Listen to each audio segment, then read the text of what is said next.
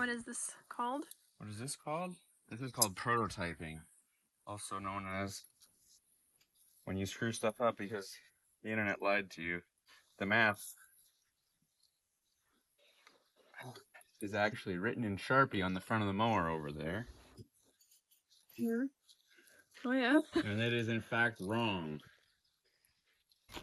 Because the new mower does not have a 2500 RPM spindle speed. It's more like 3200 RPM. And this is a 18 or 100 or 2000 RPM motor. I think it's 1800. Okay. Anyways, the front mower is running roughly half speed. And that big pulley, which we took off because we didn't want, to this small pulley. Needs to be reinstalled or what? Well, that's a 2-to-1 step up from that pulley to this pulley.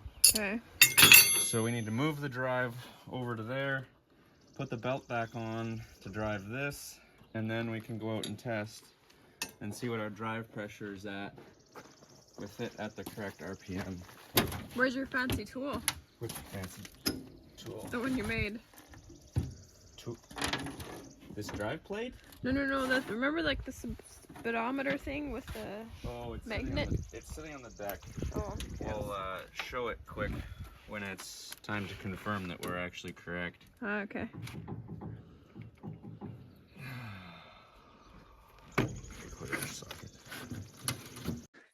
I'm trying to cut a 20 tooth internal or 20 pitch internal thread into here because this nut, which is too short for what I want to do, is an oddball unobtainium manufacturer specific size, and my little lathe uses change gears to cut threads, and I am missing the 40 tooth change gear. So after a whole bunch of math, I think I have used a different gear stack to get the same gear ratio. We're going to find out. All right, this should be the final pass. I managed to work around my not having a 40 tooth change gear by using every other gear in a different configuration to get a 1.25 to 1 ratio, which should give me the 20 thread per inch, 1 inch that I need, and this should be the last pass.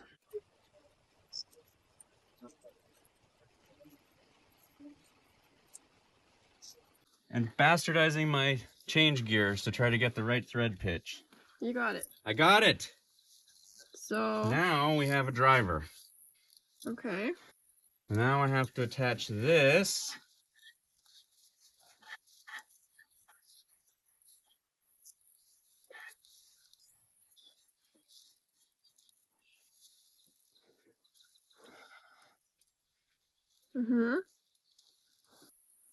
Okay.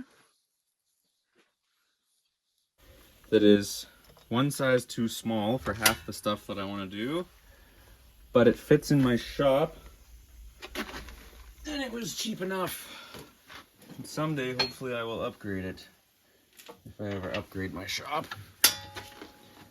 But it's also one of those things that it's like, how did we make do without?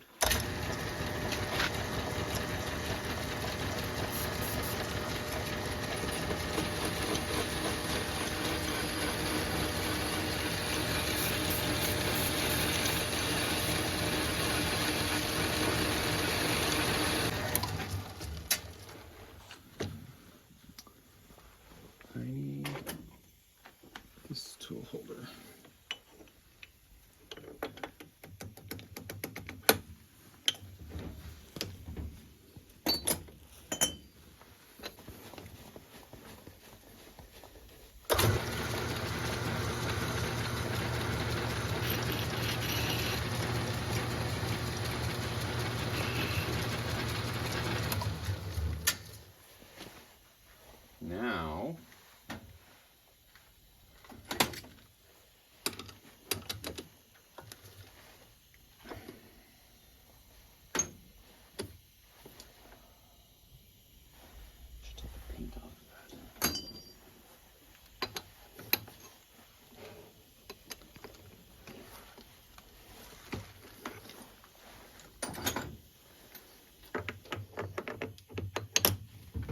yes, I know this is the wrong use of the wrong tool, and no, I don't care.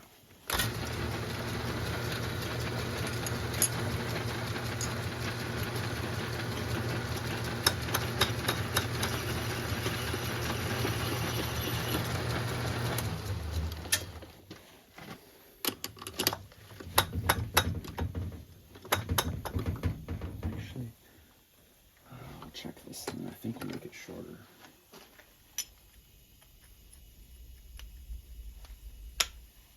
Yeah. Basically cut right into the weld.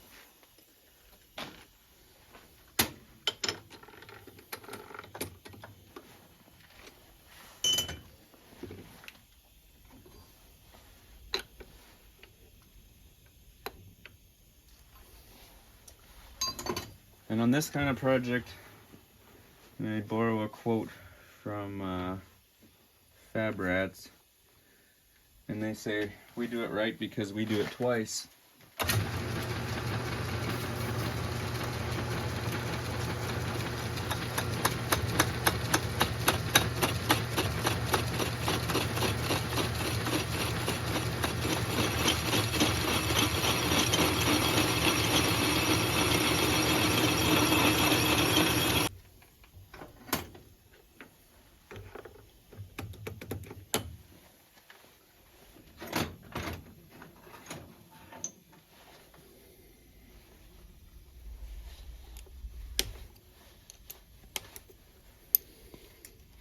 Sort of a random fun fact, this lathe is one of those items that you could order from Sears back in the 50s. It's like 2.5 times as old as I am.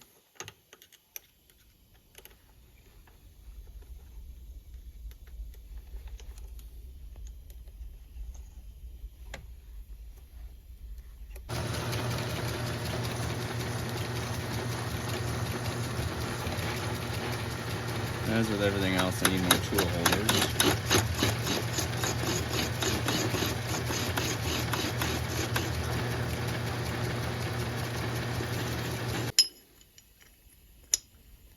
That is the assembly that we are after. What is it? It's a drive plate. This drive plate adapts this rubber isolator to that threaded insert, which will thread onto there and allow me to step up to the correct speed with a little luck. But now I gotta weld this together. So this part is one of those 3 hours later. Although I was very pleased that I managed to hit the 20 TPI 1-inch thread within a couple thousandths tolerance. Whether I could ever do it again, I don't know. But I absolutely nailed the fit on that thread with the caliper and my 70-year-old lathe.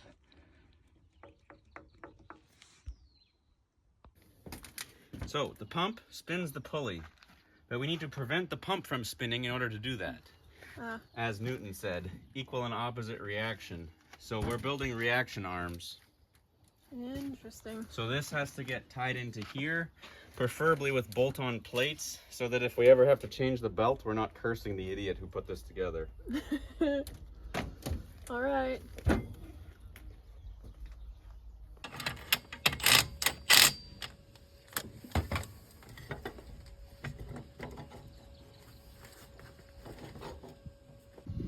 So what's this, more brackets? This is a Dr. Zeus bracket. Ooh, the best kind. Yeah. Important here's a who here. What? Oh, just nothing straight or square or level.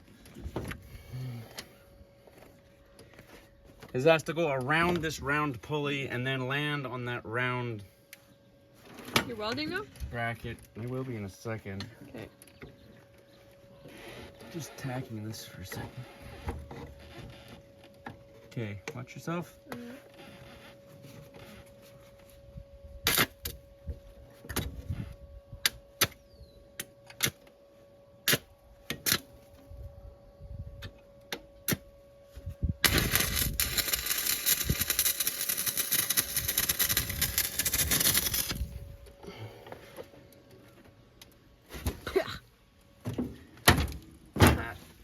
Well, okay, so the first one wasn't... Still crooked as. Huh. Apparently Goldilocks' pudding is halfway in between where it runs into that other thing. So we're just going to tack this up like this and try it. No, that's going to bother me too much.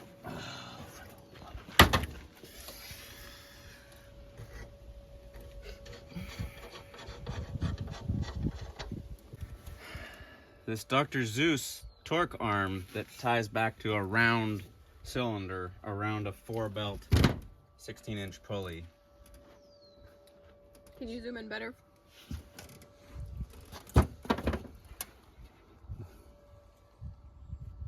And it all bolts together so that future me isn't cursing present me when I have to change the belt. Hmm. I think I'd like to weld one more plate into it, and I'll cut the sharp corners off.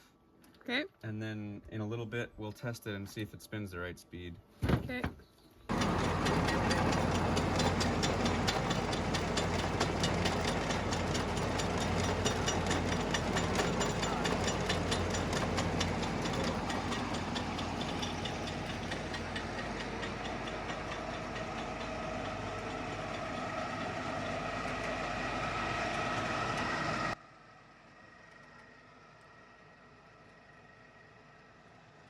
I was in a hurry and I didn't have a correct shaft tachometer, so I used a tack out of an IH806 because that was the tractor that I had that was missing the dash, and it was the easiest one to get the tack out of, and a magnet and a series of adapters.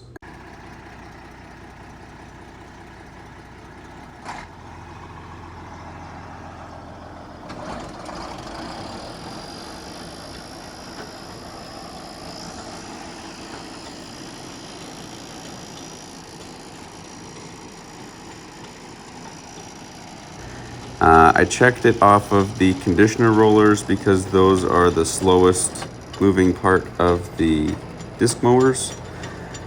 And that was close to the right input speed for that tack to give me a usable reading. And I didn't really care what the reading was. I was just looking for the front and back mowers to be similar, and they were within about 10%. So we called it good. This is somewhat an abrupt change here, but we decided that the mowers were in fact spinning fast enough and moved on to trying to get the tractor to stop so that if we were able to mow at higher speeds, we weren't going to run into things. Transmission's Dextron 3 is the only approved emergency or alternative lubricant for modern hydraulics. Hytran or UTH. Okay. Hopefully nobody put brake fluid in this, but I suspect that's what happened, and the seals are pooched. Oh. But we're going to follow the instructions, and I will be back momentarily with some hydraulic oil. What tends to happen with these systems is that someone puts the wrong fluid along the way, and then the seals disintegrate. Oh. So we'll throw TCH into it, or TGH, which is what we have, and we'll see what it does, and then we'll order seals. Be back in a minute.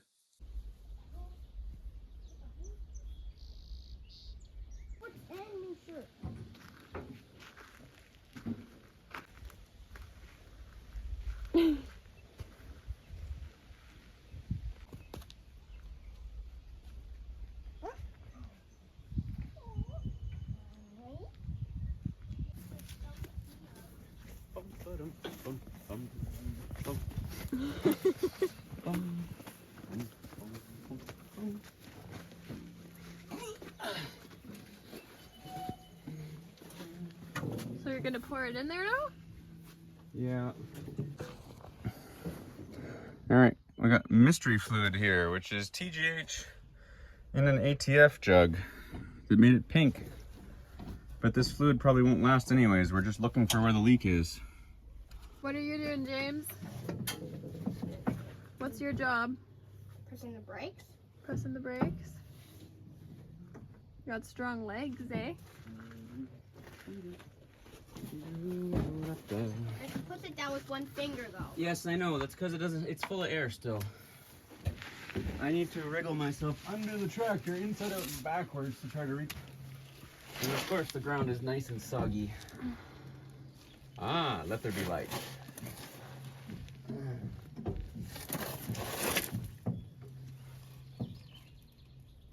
Oh, it has a...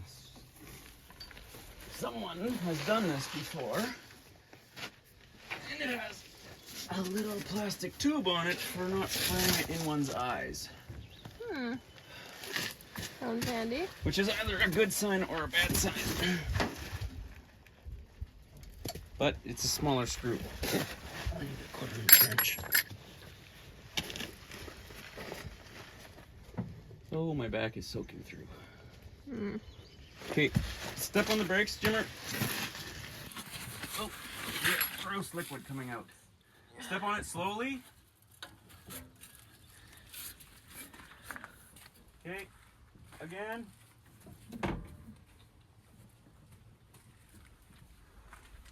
Some pressure. Okay, lift up. Can you hear me? Lift up. Yes, I can hear you. Okay, lift up. Yeah, I'm up. The only good thing about this is transmission oil is less gross. It tastes like brake fluid. Yeah. What does that mean? Someone put the wrong fluid in here at some point. Oh, dear. Probably. Okay, step on it a few times. It's getting harder. Okay, that's good. Okay, step on it a few more times. Okay, now hold it down. Okay, step on it a few more times. There it is. Alright, I need farmer abs right away. Okay, so give me the phone, I want to show something. Alright. Okay, Jamie, step on it a couple times. Okay, so now we have movement on our brakes, but it does look like we're leaking from the slave cylinder there. But step on the brakes, James. We actually have too much movement on the brakes, which either means that all the discs in there are pooched, or we can get away with tightening that adjusting screw by 2 turns. It does have an automatic slack adjuster, but it doesn't look like it's automatic slack adjusting. Oh, that tastes terrible. Why'd you taste it? A drip of it splattered in my mouth. Oh dear. Sounds like a very redneck way to test fluids. Yeah, well, some people do it on purpose. I try to avoid doing it on purpose. Of course. What? See or feel or touch, but not all of the above. Your daddy's big helper, eh? Second while I go grab one. You have all these wrenches and then none of them work? Yeah, well, there's supposed to be a 3/4 inch in that set. Oh yeah. And it wasn't in the set, and I didn't think I would need it, so I didn't look for it. Look, my bum is nice and dirty. Oh yes, more laundry. Uh-huh. What? It's in the fabric. Oh, how convenient. It's actually a 19mm, but it's the same thing. I found my sweater. Oh nice. Now I'll make the old one.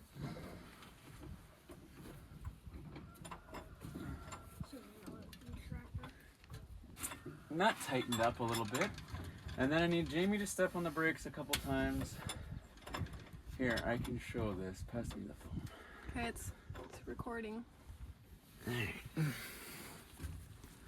So, we have that spring mechanism is an automatic slack adjuster, but it has a manual nut on the top. It's really hard to grab. Come on, wrench.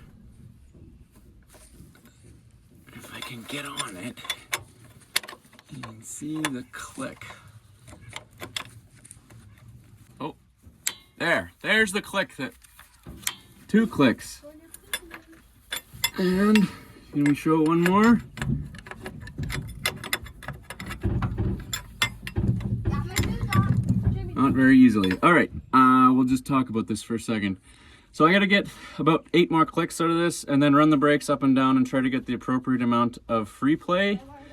But these are the stupid little things where you have to crawl in upside down under the tractor to make little adjustments that make old tractors actually work. Because these are the service and maintenance things that people get behind on and then complain about old equipment. There you go. Okay, Birdan. Step on the brakes one more time.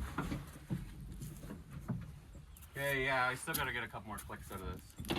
Okay, let it back down. Better though? Well, we're going in the right direction. Back down? Somewhere in the 1800 pages of manual, there's probably a spec for how many threads are allowed to stick out of this nut before you have to service it. Right spot so that the wrench will grab this. Big patch of plantain. Yeah. If you get cut or have a bee sting, it helps. Oh yeah, it's good to know, especially for Daddy, eh? Yeah. Well, his He is outdoor- allergic. Oh, and he's allergic too. Yes, you're right. Well, it just makes it not hurt anymore. Is it pedal hard or is it going all the way to the floor? Pedals? Mom, why did you say full and Where you add push there? down, well, it's going as low as it wants. Okay, let go again then. Shaft turning or how come this isn't?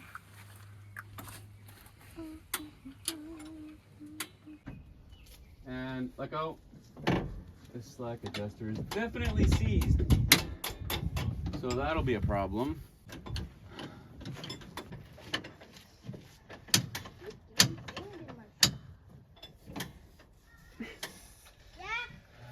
Hey, it's going. So the slack adjuster is seized, which is part of the problem. So put that on the bottom of the list of things to fix, because for right now it is adjusted. So James, step on the brakes. Make sure it's focused. So I will try to focus it. Oh, there's a hydraulic hose in the way. Spring in the way. There. Okay, step on the brakes, Jamie. Okay, let go then. So, before we were using the full travel of the slave cylinder and not getting proper brake application. So, step on the brakes one more time. And now, oh, our slave cylinder clearly leaks, so we'll have to either put new O-rings in that or order a new one. And the park brake cable attaches, it's really hard to see, there, that clevis is the park brake cable. So now that we've adjusted it, the park brake will also work properly. So before, the handbrake was really loose, it only grabbed at the top. And now it grabs at 3/4 and it's fully locked by the time it over centers. So our handbrake is now pretty close to right, although I should turn this handle and take about 3 threads out of it, because right now it's too tight. And foot brake is still a little squishy, but we will bleed that better once we get a new slave cylinder. It's the farmer look. And in the meantime, because farmers need to eat,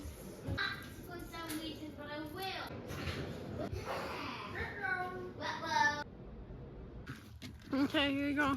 Ooh, look at that. What is it? So impressive. What is it? Delectable. Made food for the farmer. I don't get one! You do! They're in the house. How is it? Very yummy. Yeah. I don't want to see me spray. Back to work. Like and subscribe if you want to watch us farm with antiques, ingenuity, and a lack of cash flow.